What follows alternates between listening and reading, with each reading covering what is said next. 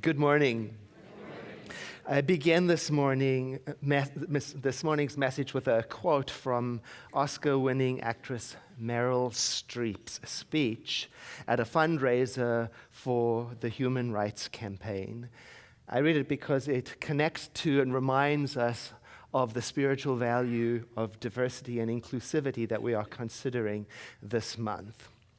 She said, "We have the right to live our lives with God or without, as we choose. There is a prohibition against the establishment of a state religion in our Constitution. And we have the right to choose with whom we live, whom we love, and who and what gets to interfere with our bodies. As Americans, men, women, people, gay, straight, LGBTQ, all of us have the human right to life, liberty, and the pursuit of happiness." And she also said in that speech that we owe it to the people who died for our rights, and to those people who died even before they got theirs, their own. We owe it to them to rise up with our voices in support of freedom, equality, and inclusivity. America's beloved poet, Maya Angelou, she wrote a poem, "And Still I Rise." And I share a few stanzas from the poem, selected from it, because they speak out about the resilience and the dreams and the hopes of those who are enslaved, the rising up in them despite the wounding that slavery is. "You may write me down in history with your bitter, twisted lies. You may trod me in the very dirt, but still, like dust, I rise. You may shoot me with your words. You may cut me with your eyes. You may kill me with your hatefulness, but still, like air, I rise. Out of the huts of history's shame, I rise. Up from a past that's rooted in pain, I rise. I'm a black ocean, leaping and wide, welling and swelling, I bear the tide. Leaving behind nights of terror and fear, I rise. Into a daybreak that's wondrously clear, I rise. Bringing the gifts that my ancestors gave, I am the dream and the hope of the slaves. I rise, I rise, I rise."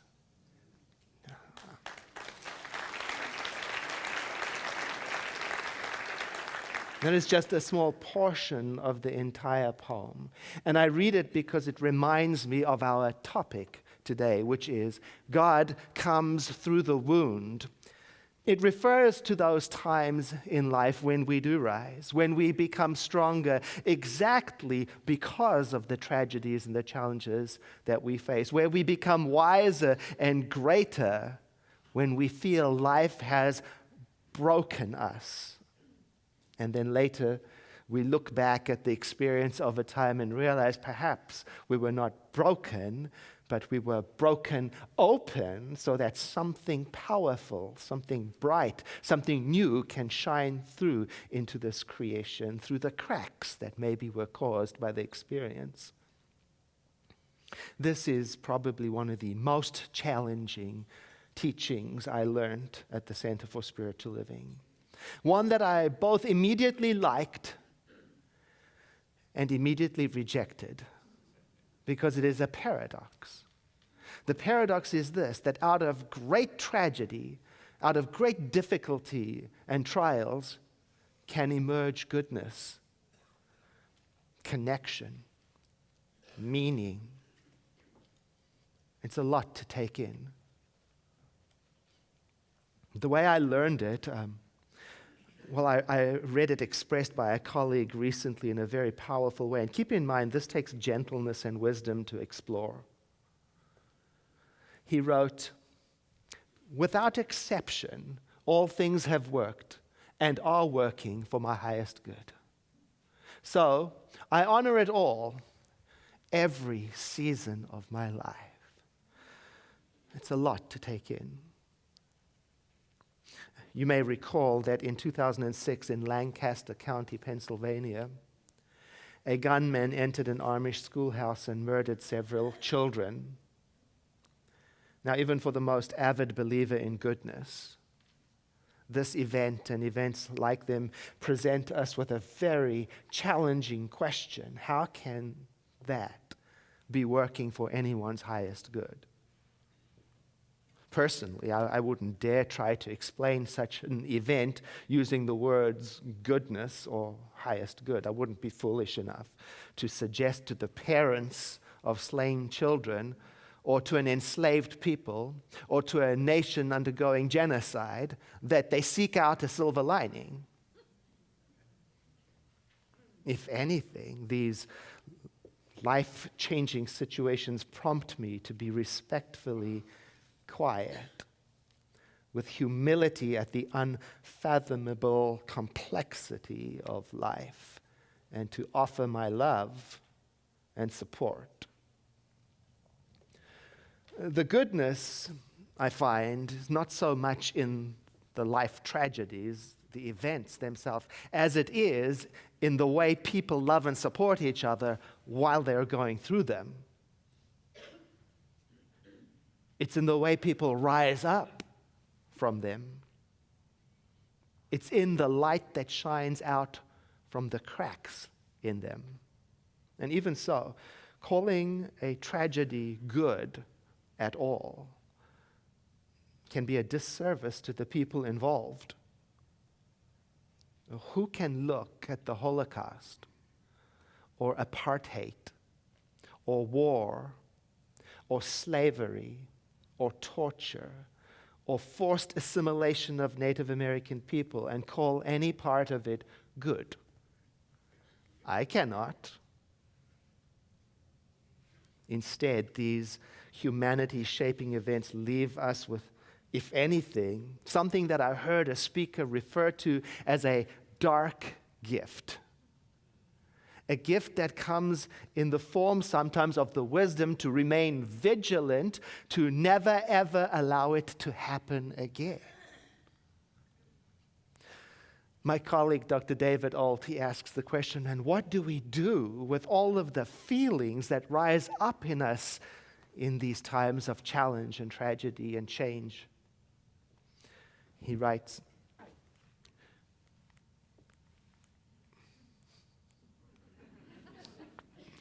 do we barricade ourselves from their raw presence? Or do we learn to breathe with them and through them, all the while learning that by allowing them the space to flow through us, we go from someone who is broken to someone who is broken open? And I love that reframe. By allowing the space for our feelings, we realize perhaps we are not broken after all. We are broken open so that something new can shine forth from us. You know, today, for many people in our country, our nation feels broken. Many people feel raw,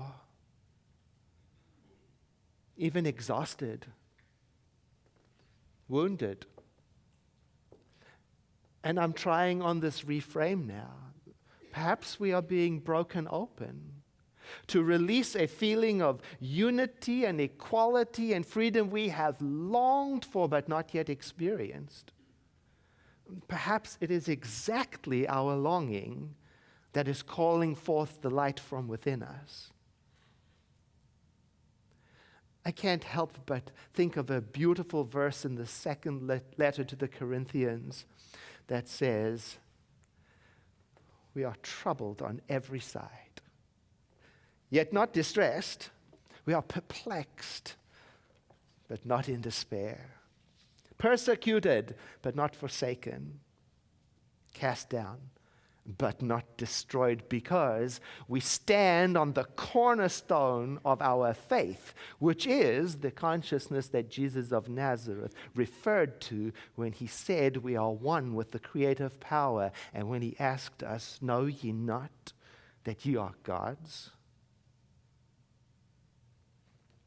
If anything, we are being woken up, as Meryl Streep said in the same speech. We are being woken up to just how fragile freedom is. And all of it, the poetry, the actress, the teacher, all of it is pointing to this same thing. Don't give up. Not yet. This is not the time. Turn first to the cornerstone of your faith and then rise up from that. About the shooting, the Amish school shooting, in a letter to the Cron, David Capes of Houston wrote, "But before their innocent children were cold, the Amish community was giving us all a lesson in forgiveness by gathering in small groups to pray for the grace to forgive gunman Roberts and to pray for his family. By the end of the day, some even said they had forgiven him and asked the nation to turn their prayers to Robert's wife and family." The Amish are an amazing people, characterized by a simplicity and radical obedience to the gospel, even the part about forgiving your enemies. We don't know why Robert attacked the school girls and then killed himself, but an inability to forgive himself and God seems to have led to a horrible evil. And then later on in the letter, the writer says something that has stuck with me deeply ever since I read it. He said the Amish people did not arrive at this incredible ability to forgive their children's murderer on that one afternoon alone. They got there after many years of practicing their faith, and forgiveness is one of the cornerstones of the Amish way. It's their go-to. It's not just an idea. It has got me to thinking, what are the cornerstone practices of our spiritual life? What is the rock you stand on when times get tough? What is your go-to place in your heart when your life seems broken open? I'm asking myself that right now. What would I describe as the cornerstone of my conviction? Because that is what I will rise up from during the times of feeling broken open. And I'm thinking about that right now because I see some of my acquaintances, people around me, giving up, advocating for anger and violence. I cannot. It's tempting, but I cannot. No, I'm looking to what I have learned at the Center for Spiritual Living that will help me navigate these tumultuous times of change. And they are the cornerstones: affirmative prayer, silence, gratitude, generosity, study, service. And I'm asking myself, what can I do to stay connected to these? You know, today on the internet, there are lists for everything. Lists for how to stay sane during these times. Lists for how to get calm quickly and stay calm.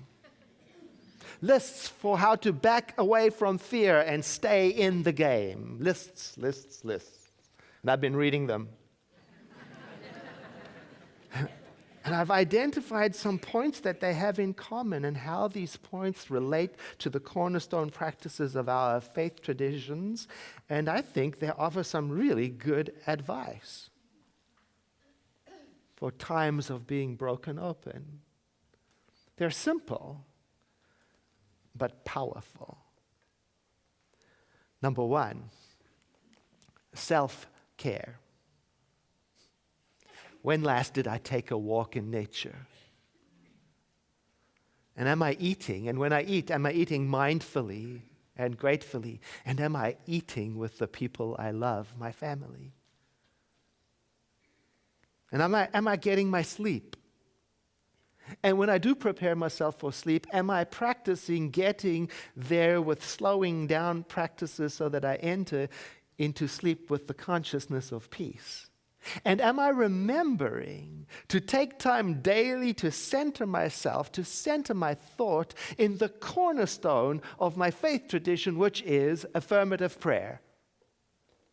And if you don't know how to do affirmative prayer, pick up a copy of the prayer that we've been printing out all of last month, or go online to our affirmative prayer library and search for a prayer that matches you and use it. The second bit of internet advice: pay attention to your thinking. In particular, these days, be aware of thought paralysis that comes from overexposure to frightening thoughts. You know, overexposure to frightening thoughts can make a person numb, so we get to pay attention to when that level gets to the point of enough. When you've reached enough, then to have the wherewithal to take a break, to take a breath, to take a moment, to step out of the storm, and to take time daily to center yourself in one of the cornerstone practices of your faith tradition: silence, meditation. Guided visualizations are great for this. And I was just remembering that Reverend Joyce and I, like in 2010, we put together a CD called Sleep in Peace, Rise in Joy. And it's a set of guided affirmations so that you can put the CD on first thing in the morning before your feet even touch the floor, so you can ensure that your day is going to start off with the right mindset, you know, with the right setting to keep you in the game. The idea is to pause before you engage and let mental activity come to a rest so that you and I can be open and receptive for the newness, so we can stay in the game. I love the practice of starting the morning with affirmative thought, because it helps me to remember and to trust the natural rising of wisdom in me. And when I do keep practicing starting my day that way, it does become a cornerstone. It becomes a place that I can go to and revisit when life is chaotic. It connects me to the goodness that continues to be present always, which is related to the next bit of internet advice. This: seek out joy and humor and beauty. Here's a secret. During tumultuous times, there is still goodness around. And yet it can easily go unnoted, not paid attention, when things are urgent and chaotic. And when I let my attention be consumed by one side of the story, I cut out half of what is available to feed me and nourish me. I remember reading about an online newspaper that made the experiment of taking one whole week to focus on the positive spin in every story in the news. Their readership plummeted. They said literally nobody wanted to read it. So compelling it is. Now, a cornerstone practice of the Center for Spiritual Living is to practice being grateful. And that is an exercise of noticing what is and continues to be beautiful, what is and continues to be joyful, what is and continues to be good at the very same time. Not to live in denial, but to live in balance. From the internet: delay gratification. Oh, I understand that, because I see it in me and around me, a strong tendency to flee, to hide, to check out, and to call that self-care, when in fact what it is self-numbing. The advice from the web is this: get your stuff handled before you tune out. In other words, get some balance between uptime and downtime, some balance between online time and in-person time. You know what I was thinking? This could be, I think it is, this is a really good time to call up long-lost friends and ask them how they are, not how they voted, how are they?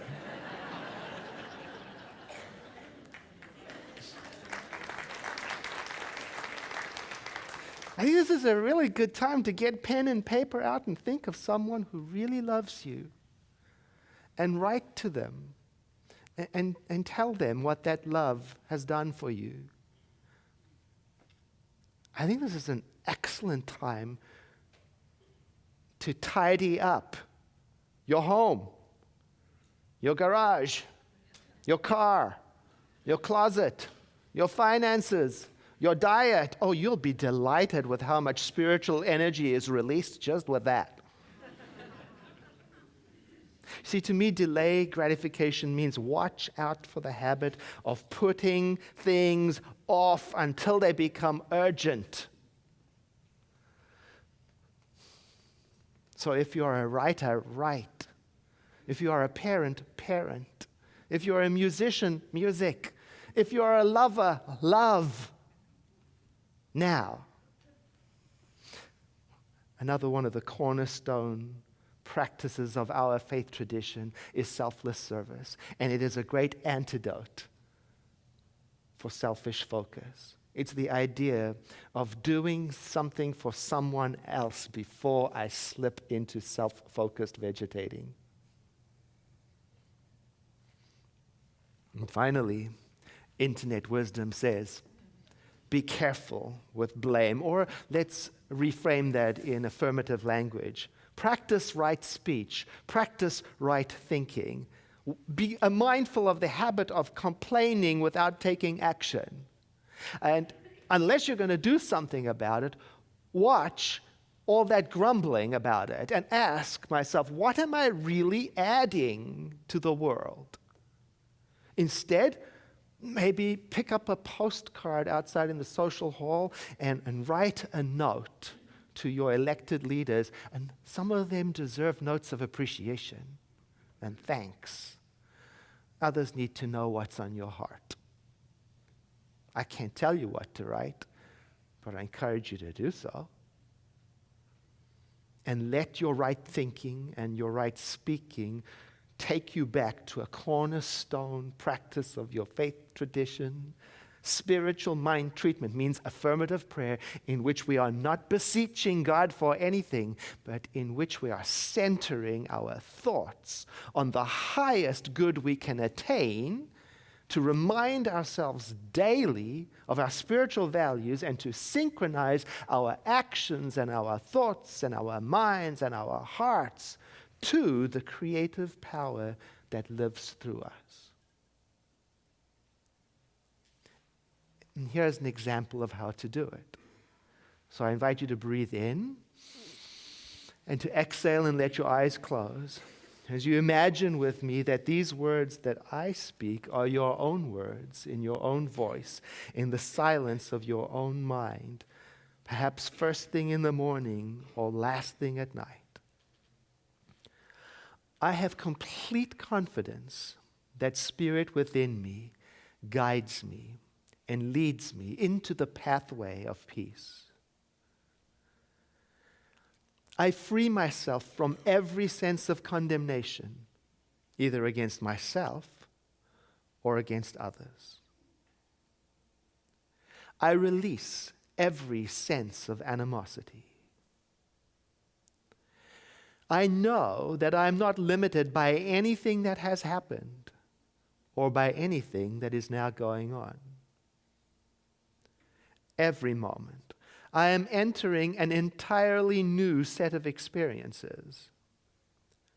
Spirit, which has no limits, is flowing through my thought into my actions. And I am guided by the same intelligence which scatters the moonbeams across the waves and holds the forces of nature in place.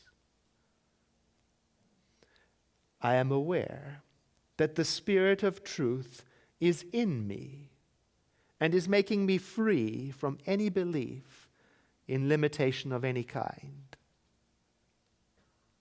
There is no doubt or uncertainty in my mind, for it is a well-made mind, made by a perfect Spirit, and so I have a feeling of security, and I have a feeling of the ability to do anything that I ought to do. So consciously, I draw upon the energy of Spirit to live my life. Peace is forever chanting its hymn of praise at the center of my being. I lay aside all anxiety, all striving, and let the law of divine love operate through me into my affairs. Joyfully, soulfully, I anticipate a greater experience of unity, connection, and love. And joy wells up within my mind, and life sings its song of ecstasy in my heart.